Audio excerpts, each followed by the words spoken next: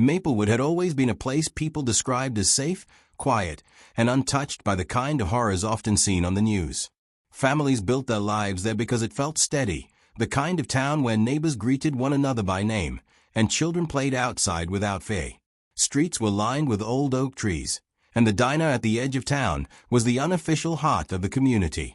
That was where Claire Dawson worked most evenings, serving regulars with a smile and saving money for college. She was only 19, but everyone agreed she was responsible beyond her years. She loved her family deeply and had plans that reached far beyond Maplewood, yet she never gave any sign she was unhappy with her life. That was why her sudden absence struck everyone like a shockwave. On a cold autumn night, Claire finished her late shift and left just before midnight. It was nothing unusual. She always walked home, taking the same familiar route down Oak Street. The following morning, her sister expected her to arrive and watch her little niece. When Claire didn't show, concern quickly turned into alarm. Phone calls went unanswered, her bed remained untouched, and her belongings were still neatly in place at home. Within hours, her family knew something was very wrong. At first, townspeople hoped there was a simple explanation, but as the day stretched into evening with no word from Claire, fear began to settle in. Posters went up, search groups formed, and neighbors who had always felt secure now glanced over their shoulders. Streets that once carried laughter felt heavy with unease. Maplewood, a town where nothing bad ever seemed to happen, was suddenly living through the kind of nightmare no one believed could touch them. That night marked the beginning of a story that would change everything. Detectives quickly began retracing Claire's final steps, determined to uncover what happened in the hours after she left the diner.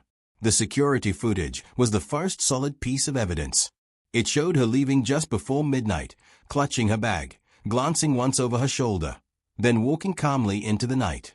Her familiar route down Oak Street should have taken no more than 15 minutes. Yet, somewhere in that short walk, she vanished. A neighbor reported seeing her at the corner of Maple and Oak, but beyond that, the trail simply disappeared. The absence of clues frustrated investigators. There were no signs of a struggle, no discarded belongings, not even a single footprint leading off the road. Friends insisted Claire wasn't the type to disappear willingly, and her family echoed the same certainty.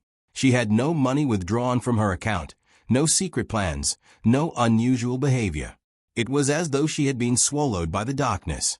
As days passed, theories began to circulate. Some believed a stranger must have passed through town, while others whispered darker possibilities, that the danger had been close all along. Police searched abandoned barns, overgrown fields, and back roads where something might have been hidden. Dogs were brought in to pick up her scent, but the trail ended abruptly near the woods, offering no further direction. The community's unease deepened. Parents no longer let their children walk alone. Porch lights stayed on through the night. Neighbors, once friendly, now regarded each other with suspicion. Each unanswered question hung heavy in the air, feeding a growing sense of dread. Weeks turned into months with no breakthrough, and the hope of finding Claire alive began to fade. Maplewood was no longer the same quiet town. It was now a place haunted by her disappearance. The discovery of the fabric changed the pace of the entire investigation. For months, every lead had ended in disappointment, but now, for the first time, there was something real to follow. Investigators cordoned off the farmer's property, bringing in dogs, forensic teams, and volunteers to search the thick brush.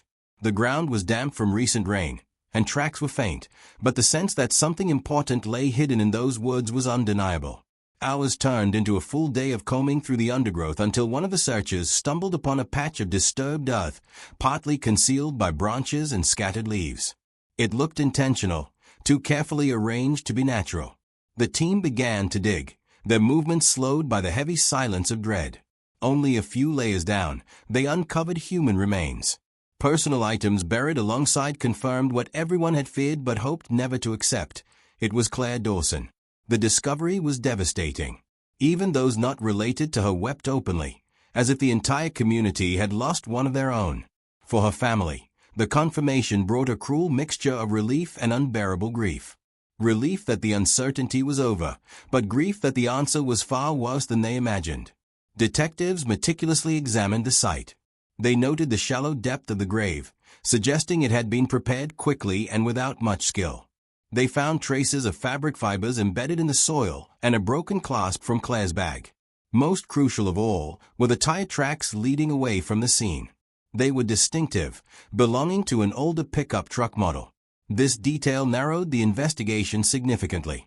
The case had turned from hopeless to focused, and with new evidence in hand, suspicion began to fall on people uncomfortably close to home. The investigation into the tire tracks led detectives straight into the heart of Maplewood. After comparing the impressions with vehicles registered in the area, attention turned to an old pickup belonging to Mark Henson. He was no stranger to the Dawson family.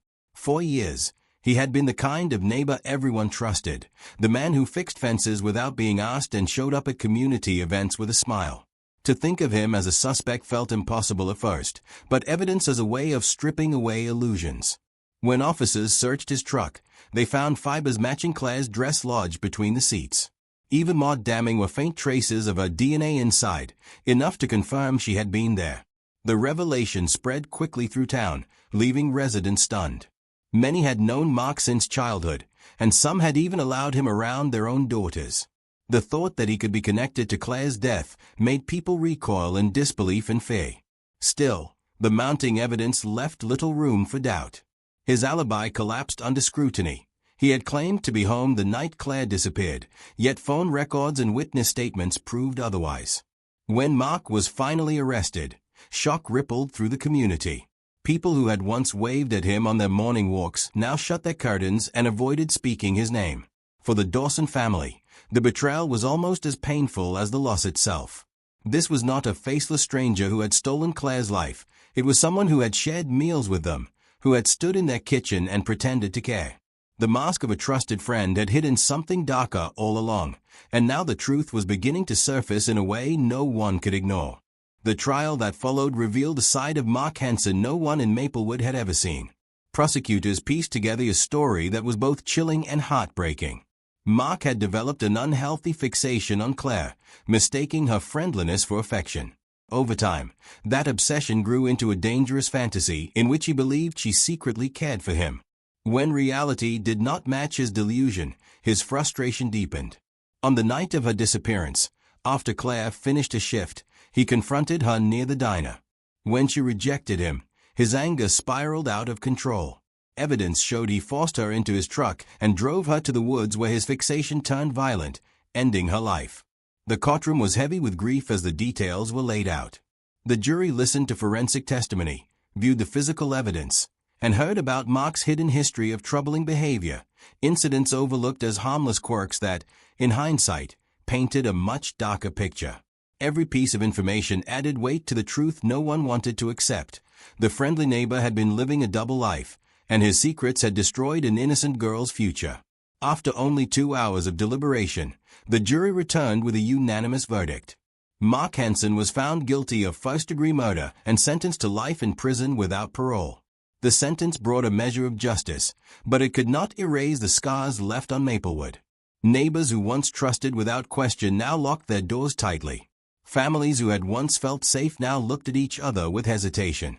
For the Dawson family, the verdict meant accountability, but peace remained out of reach. The memory of Claire lingered, a reminder of how one night had changed everything forever.